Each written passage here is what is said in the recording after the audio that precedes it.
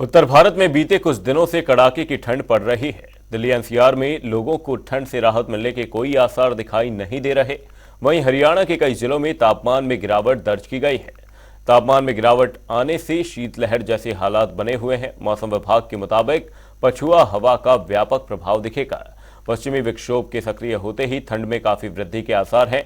ठंड की वजह से जनजीवन अस्त व्यस्त हो गया है। लोग ठंड से बचने के लिए अलाव का सहारा ले रहे हैं, तो वहीं कोहरे की वजह से वाहन चालकों को भारी परेशानियों का सामना करना पड़ रहा है। यहां पर कोहरे के चलते विजिबिलिटी में भी कमी आई है। वाहन चालकों को काफी दिक्कतों का सामना करना पड़ रहा है। ठंड की वजह से जनजीवन अस्त व्यस्त देखा जा रहा है। वहीं ठंड के चलते लोग अलाव का सहारा लेते इन दिनों नजर आ रहे हैं। वहीं कोहरे के चलते विजिबिलिटी कम नजर आ रही। तस्वीरें उत्तर प्रदेश, दिल्ली और राजस्थान से। उत्तर प्रदेश में जहां लोग ठंड से बचने के लिए अलाव का सहारा लेते नजर आए, वहीं दिल्ली में भी कोहरे के चलते विजिबिलिटी थोड़ी कम नजर आई, लेकिन शीतलहर का प्रकोप फिलहाल जारी है। वहीं राजस्थान से भी कुछ ऐसी तस्वीरें सामने आई जहां पर ठंड के चलते कोहरा देखा जा रहा है। वहीं कोहरे के चलते लगातार विजिबिलिटी कम दर्ज की जा रही है, जिससे वाहन चालकों को खासी दिक्कतों का सामना करना पड़ रहा है। लेकिन किसानों के लिए एक राहत की खबर जरूर है, क्योंकि रबी फसलों के लिए कोहरा काफी फायदेमंद है।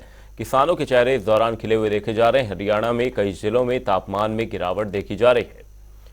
वहीं ठंड से बचने के लिए लोग अलाव का सहारा इन दिनों लेते हुए नजर आ रहे हैं। हर अलग अलग जिले में तापमान में गिरावट देखी जा रही है। वहीं कोहरा गेहूं की फसल के लिए लाभदायक माना जा रहा है, जिससे किसानों के चेहरे फिलहाल खिले हुए हैं। वहीं दिल्ली एनसीआर में लगातार कड़ाके की ठंड देखी जा रही है। लोग ठंड से बचने के लिए अलाव का सहारा लेते नजर आ रहे हैं। कोहरे से कहीं कहीं राहत जरूर है, लेकिन शीतलहर का प्रकोप सुबह और शाम को देखा जा रहा है। ठंड के चलते लोग इन दिनों अलाव का सहारा लेते नजर आ रहे हैं। इसी खबर पर हमारे सहयोगी जगदीश प्रजापति कालांवाली से हमारे साथ लाइव जुड़े हुए हैं। जगदीश, आपसे जानना चाहेंगे ठंड के प्रकोप को लेकर फिलहाल क्या कुछ हालात हैं कालांवाली में, किस तरीके से लोग ठंड से बचने का सहारा लेते हुए नजर आ रहे हैं। वहीं यहां पर वर्किंग क्लास के बारे में जानकारी लेना चाहूंगा कि वर्किंग क्लास को किस तरह की दिक्कतों का सामना फिलहाल करना पड़ रहा है।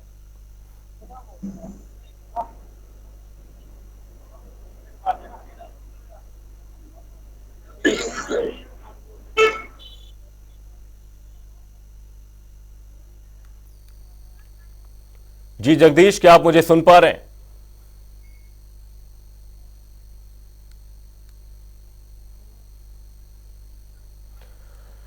ठंड के चलते लोग अलाव का सहारा लेते नजर आ रहे हैं। कोहरा गेहूं की फसल के लिए काफी फायदेमंद है। उत्तर भारत में शीतलहर का प्रकोप लगातार जारी है। दिल्ली एनसीआर में कड़ाके की ठंड देखी जा रही है। वहीं हरियाणा में कई जिलों में तापमान में गिरावट देखी जा रही है। वहीं कोहरे के चलते विजिबिलिटी में कमी आई है, जिसके चलते वाहन चालकों को खासी दिक्कतों का सामना करना पड़ रहा है। लेकिन सुबह और शाम की शीतलहर ने लोगों को परेशान जरूर किया। लोग इस दौरान ठंड से बचने के लिए अलाव का सहारा लेते नजर आ रहे हैं। उत्तर भारत में शीतलहर का प्रकोप लगातार जारी है। दिल्ली एनसीआर में कड़ाके की ठंड पड़ रही है। लोग इन दिनों अलाव का सहारा लेते नजर आ रहे हैं। वहीं वाहन चालकों को विजिबिलिटी में कमी आने के चलते दिक्कतों का सामना करना पड़ रहा है।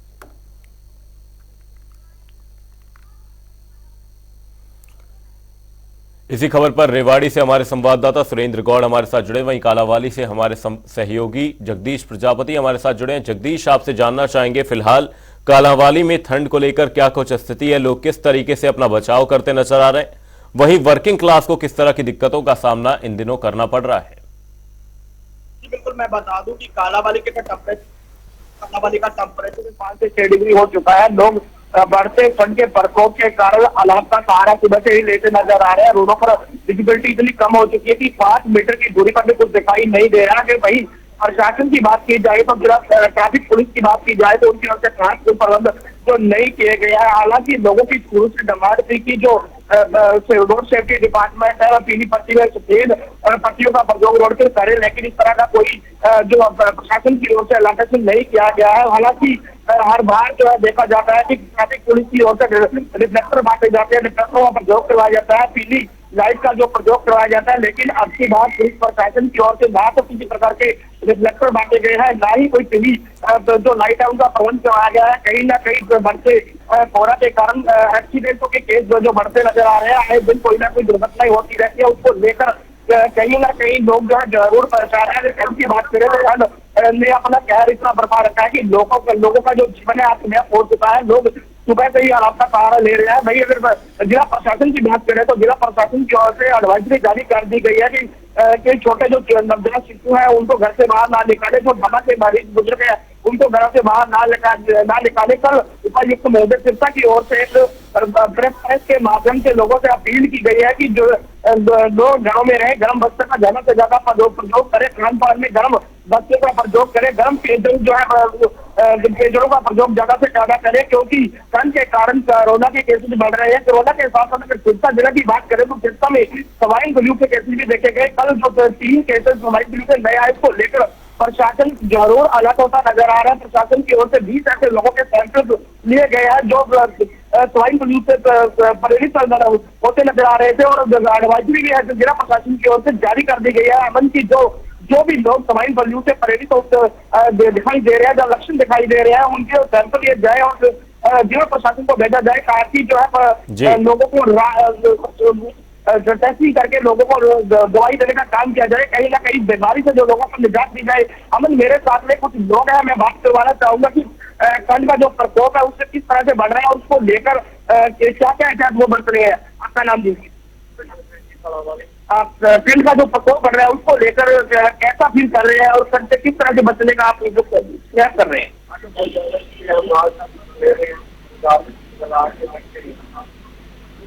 ठंड बहुत ज्यादा है और जिला प्रशासन की बात करें तो जिला प्रशासन की ओर से क्या एडवाइजरी आपको आप लोगों को जारी की गई है, किस तरह से आप बचने का प्रयास कर रहे हैं?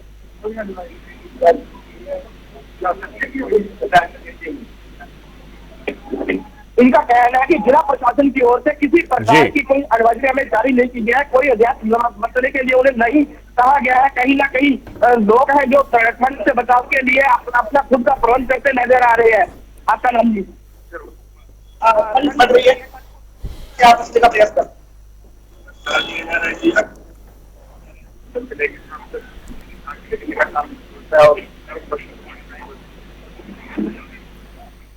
रेवाड़ी से हमारे सहयोगी जगदीश, आपको इसी बीच रोकना चाहूंगा। रेवाड़ी से हमारे सहयोगी सुरेंद्र गौड़ भी हमारे साथ लगातार जुड़े हुए हैं। सुरेंद्र, आपसे जानना चाहूंगा रेवाड़ी में किस तरह के फिलहाल हालात देखे जा रहे हैं। वहीं अब जल्द ही स्कूली बच्चों की छुट्टियां भी खत्म होने वाली हैं, जल्द ही स्कूल शुरू हो जाएंगे। बच्चों को किस तरह की यहां पर दिक्कतों का सामना करना पड़ सकता है, क्योंकि अभी भी फिलहाल ठंड से राहत नहीं मिल पाई है? जी बिल्कुल अमन, मैं आपको बताना चाहूंगा कि रेवाड़ी जिले की बात करें तो रेवाड़ी जिले में शीतलहर तथा कोहरे का प्रकोप लगातार जारी है।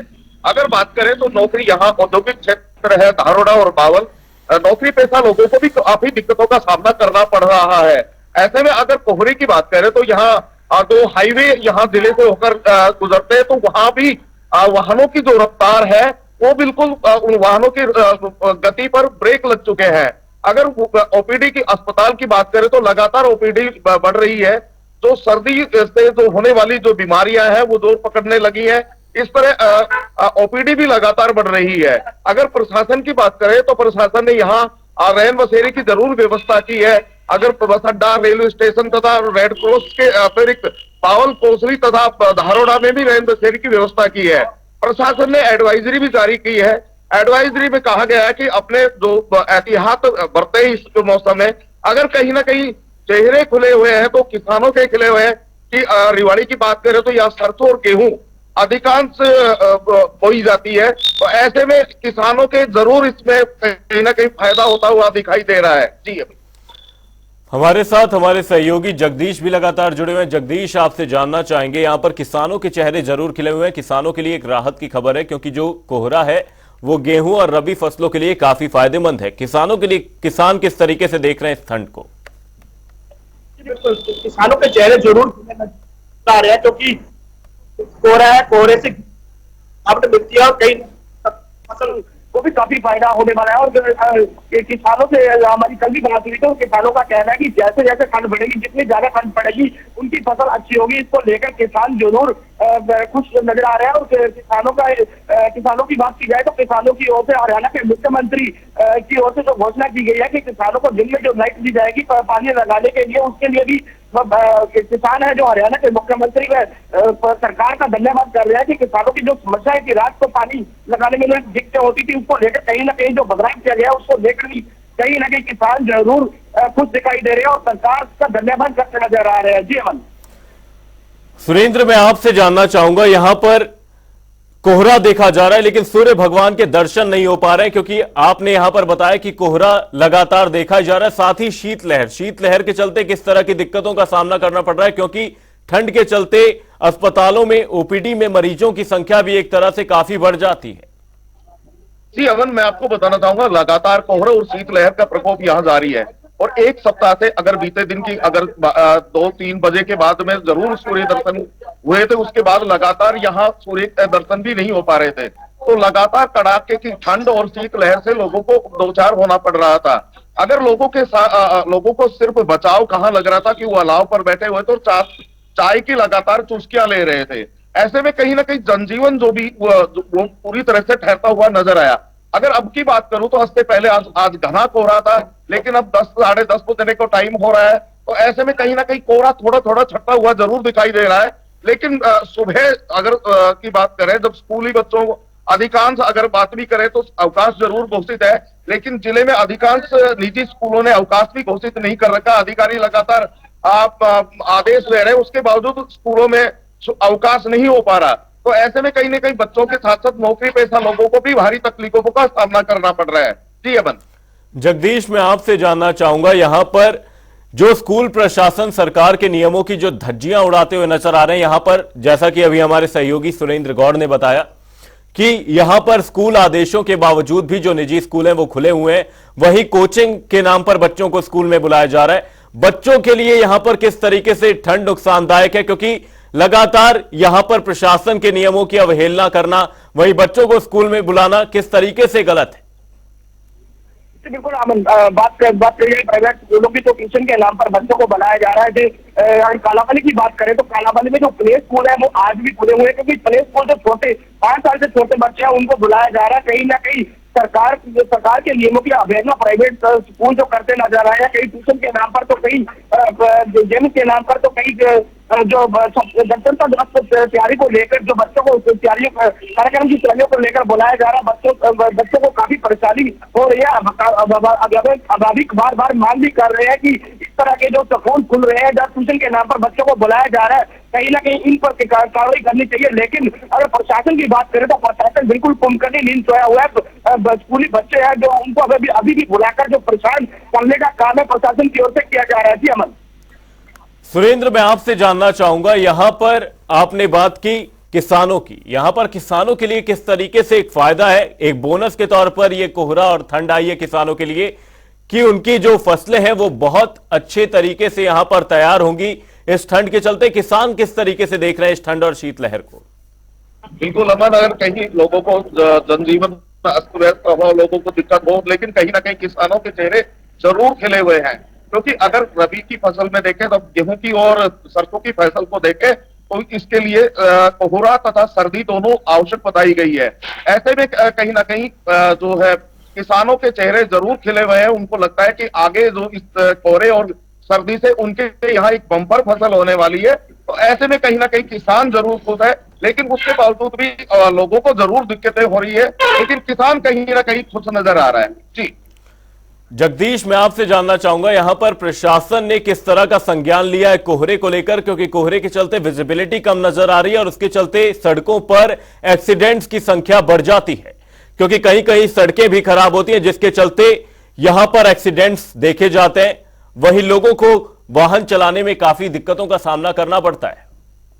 जी बिल्कुल, बात की जाए प्रशासन की तो प्रशासन बिल्कुल आंखें मूंदे हुए है। अगर ट्रैफिक पुलिस की बात करें या दूसरी पुलिस की बात करें तो उनकी ओर से हर बार जो है प्रबंध किया जाता था कि रोडों पर सफेद पट्टियां लगवाई जाती थी, पीली पट्टियां लगवाई जाती थी, रिफ्लेक्टर बांटे जाते थे और पीली लाइट के प्रयोग के लिए लोगों को प्रेरित किया जाता था। लेकिन अब की बार प्रशासन जो है कुंभकर्णी नींद सोया हुआ है, किसी प्रकार के कोई खास प्रबंध नहीं किए गए हैं। अभी हाल ही में देखने को मिला था कि डब्बावाली में भी एक कार एम्बुलेंस हुई और दिन प्रतिदिन एक्सीडेंट होते नजर आ रहे हैं। प्रशासन की बात करें तो प्रशासन बिल्कुल भी अलर्ट नहीं है, किसी प्रकार की कोई एडवाइजरी जारी नहीं की गई है। वहीं अगर बात की जाए कालावाली में रेन बसेरों की लेकर, रेन बसेरे नामांकन के कागजों में तो बना दिए गए हैं, लेकिन कहीं ना कहीं उन्हें खास जो प्रबंध है नहीं किए गए हैं। रेन बसेरों में रात को जो चौकीदार रहना चाहिए, चौकीदार भी नहीं रहता है और रेन बसेरे जरूर बना दिए गए। 20 बेड का इंतजाम तो कर दिया गया, लेकिन वहाँ पे न खान पान न किसी बिजली पानी का खास प्रबंध नहीं किया गया है, साफ सफाई भी नहीं की गई है। कहीं ना कहीं रेन बसेरों तक आम जो यात्री अगर नहीं पहुंच पाते हैं,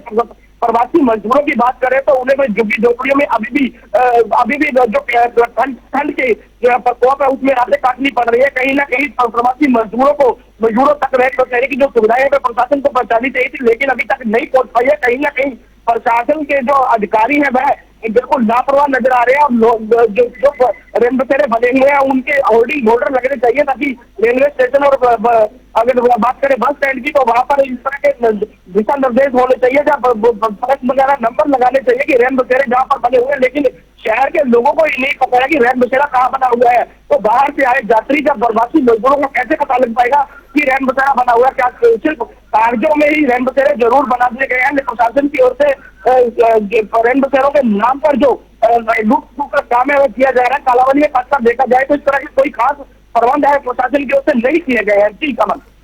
सुरेंद्र, यहां पर ट्रैफिक रेगुलेशन को लेकर बात की जानी जरूरी है। किस तरीके से यातायात को ठीक रखा जा रहा है, सुचारू रखा जा रहा है, क्योंकि सड़कों पर सुबह के वक्त तो कोहरा जरूर देखा जाता है। वहीं यहां पर बात करनी जरूरी होगी रेल को लेकर भी। कोहरे के चलते ट्रेनें भी इस दौरान लेट होती हैं, तो यहां पर वर्किंग क्लास पर इंपैक्ट पड़ता नजर आता है। वहीं प्रशासन ने क्या कुछ संज्ञान लिए रेवाड़ी में कि ट्रैफिक भी रेगुलेट रहे, वहीं यात्रियों को भी यहां पर कोई भी असुविधा ना हो, वहीं वाहन चालकों को किस तरीके की दिक्कतें यहां पर?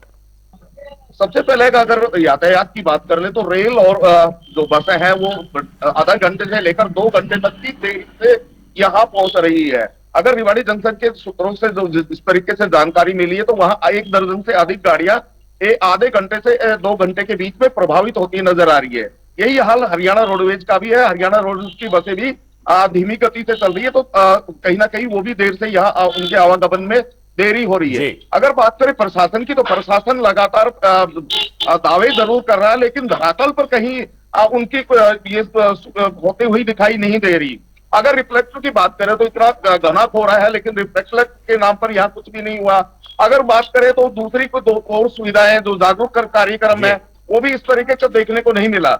हालांकि जरूर प्रेस नोट जारी कर इस तरह के अखबार में जरूर छपता है, लेकिन कहीं ना कहीं धरातल पे होता हुआ दिखाई नहीं दे रहा। ऐसे में वाहन चालकों को भारी कठिनाइयों का सामना करना पड़ रहा है। जी बिल्कुल, यहां पर ठंड के चलते दिल्ली एनसीआर समेत हरियाणा में ठंड की मार देखी जा रही है। बहुत बहुत धन्यवाद आप दोनों ही सहयोगियों का तमाम जानकारी